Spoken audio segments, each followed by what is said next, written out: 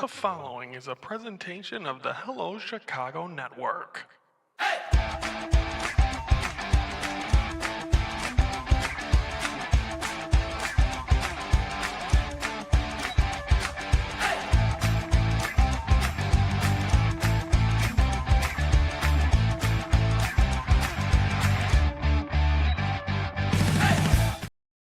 Hello, Chicago Network is on the air. Hello, everybody. I'm Ryan Yannishatis, and it's time to focus for this Thursday, April the 2nd, and 5 years and 1 day of Hello, Chicago. I am Ryan Yannishatis, along with... Brandon James. Oh, you guys are... we'll keep Anthony in the middle, and... Anthony's might get rid of my Cubs shirt because it's the wrong podcast. Oh, Brandon, now you're back in the middle. Yeah, you don't deserve to be in the middle. I thought I was going to say it was Monkey in the middle, but okay, we'll keep it to that. Smoody, but anyway, it's always a pleasure to see you. And we watched the game yesterday together. Oh, Cubs great. win, White Sox lose. We're going to get into the White Sox first, Brandon. Let's recap the road trip for the Sox. They series in Milwaukee. They lose the first two. How defeating was that game on Sunday where they're up with the grand slam by Colson Montgomery? They play really well, and the pitching seems to do good. And then all of a sudden, your closer gives up the 3-run homer to Christian Yelich, and he gets swept.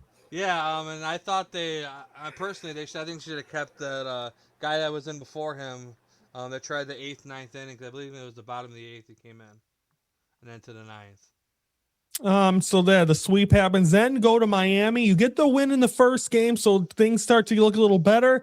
Then on Wednesday, Sandy Alcantara, complete game, 2-hit shutout, and completely takes care of the White Sox. Brandon, the pitching is the struggling. The offense has kind of been good, but that's kind of what we expected. But 1-5 going home is that what you expected? Your thoughts? No, I mean the pitching is the question, and I know everybody's high on Shane Smith's ERA is about a 50 or 60. It's gotta be. I'm gonna get you a Shane Smith jersey.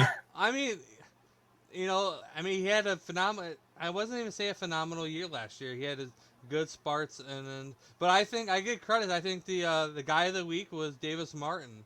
I thought he did a phenomenal job. So I'm curious to see where they go. But I mean, if you say to Scott Spady that they're like the shittiest team in all the markets. Did you say Scott Spade? I'm gonna say Scott. I think that's Scott Beatty, but it's the Scott Spade. But that Japanese player is pretty good too. Oh, yeah, and that is the one positive. You got to be happy with what he's done. And another guy, a phenomenal. I'm gonna do a new segment, Smoody, and raise the bar. Phenomenal of the week. There you go. Phenomenon, it would be. Phenomenal. But he Vargas, had the grand slam as well. And by the way, 2 back-to-back days with grand slams for the White Sox. 2 back-to-back games. Sunday and Monday, or I think it was with 9 runs. So and also the SPTF of the week too. But I'm the guy that a downgrade is Colson Montgomery. I thought he would have came out swinging, but he's been struggling. He hit the grand slam. What else you want from him? Well, let's preview now the week. Anthony, I'm going to ask you. Of course, the game got rained out today. Mm-hmm. It'll be Friday against the defending American League champion Blue Jays. Then they welcome in Pete Alonso and the Orioles at 1-5. Weather going to be sketchy. What are your expectations for the White Sox going in here this week? I don't know. Tomorrow with being Dylan Cease coming to the White Sox. Yeah, that's awesome. I think that'll be fun. That's nice for him to come in there, and I don't know, with the weather being it's be cold, warm, it's supposed to be 60 degrees, 70 degrees. But the White Sox, they got to prove that they can tame this big boys, because you see the Blue Jays, they're a big, powerful team. They just came off the World Series, losing to the Dodgers, and they got Vlad Guerrero Jr. They got a good team, so I don't know. But Brandon, you're the worst player. I think his worst player is Sosa. He does not like Sosa one bit, right, Brandon? No. Why are you hating on Sammy? He's a shitbag getting fucker of the week. About the other one. But no, but I want to say by next week, I think next week or the following week, Kyle Teal comes back. I think it was the 10th is estimated. Yeah, so I think that'll help, but it's just going to be hard. It's going to be one of those seasons that you're going to give up 11 runs but score 10. They've been talking about bringing up like Schultz and the pitcher. Where do you think is it like in the middle of the season if they're totally out of it. That's the time you probably do it. Yeah. But I mean, and it's interesting to see. I mean, it's the first week, maybe the homestand, but I didn't know Boschetti got traded. I thought he was on there. I was looking at the Who? Bo Bichetti. Bo Boschetti. I Oh, didn't know Bo Bichette. Yeah, Oh, he didn't get traded. He was one of the big free agents. He went to the Mets. Why do you want to stay with a team that just went to the World Series? Well, free agency is like a Christmas gift. Or Yeah, was he that- made the Met. He went to a juggernaut in the Mets. But anyway, Yeah. that's that. Now let's shift to the The Cubs. following is a presentation of the Hello Chicago Network.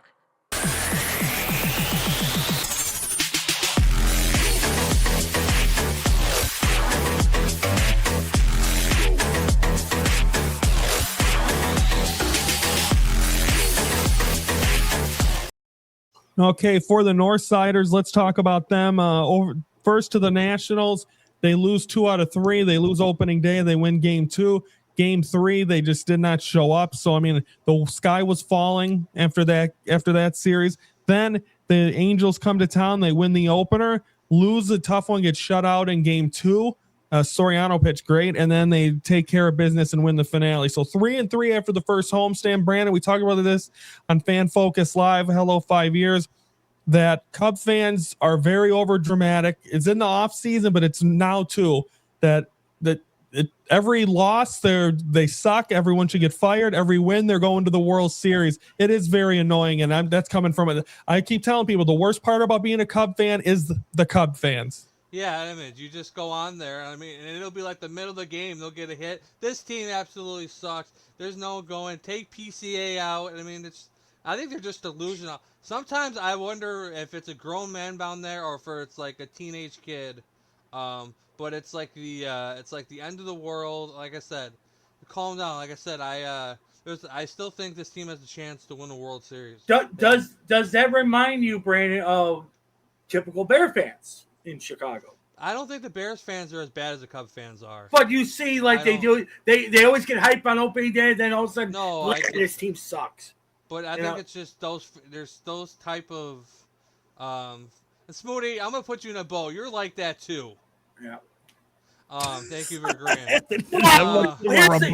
Here's the thing, Brandon. Not as bad, but the Cub fans, okay, yay and nay on that one. Yay, the Cub fans are always like that, but nay, they're always every year. They're always like each year. I've watched this in the past, like from the 80s and 90s. And the thing is, we're in the late 2000s. But here's the thing, Brandon. Here's the thing. You look at the point.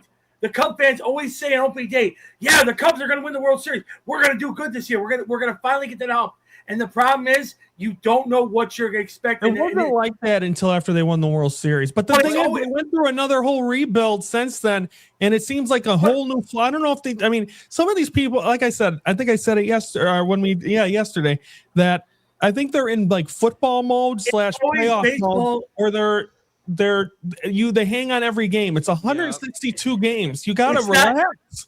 It's not always the Cubs. It's 40 degrees. Like, wait till it gets warm out. It's all MLB fans.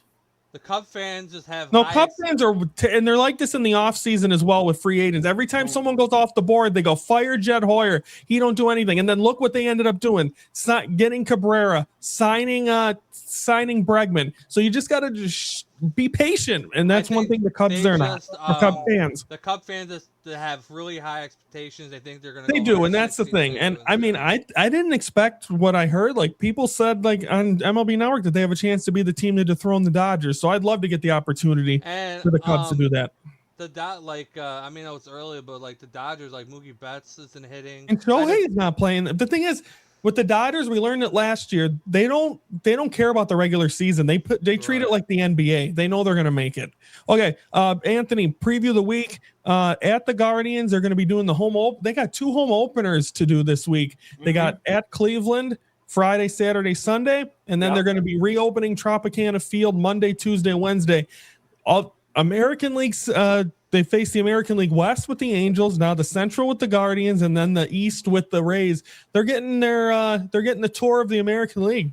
Yeah, absolutely. They have to go into Cleveland and possibly take 2 out of 3 because No, don't say that because you sound like one of the Cub fans. You don't have to do it. You want to. you It's want not to. much Yeah, gain. you want to, but you want to go in like the White Sox would have done, and they go into Cleveland and not get swept. But the thing is, you're going into Cleveland and you're going to a hostile territory where you just won the World Series 10 years ago.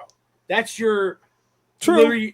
And That's you're all the talk's going to be is about the 10 years. and you're It'll be fun. And then you're going down. Good. Tampa's they're right there, so it should be. And then I believe Kate Horton's pitching. Kate Horton's pitching. And they got the Pirates. Yep, and then they'll be home. And I believe Seiya Suzuki could be back for that. He's going to do a rehab outing. Hey, so Smoody, he might have a great Suzuki might have a great outing in the pitching mound, huh? Anthony. He's so mean to you.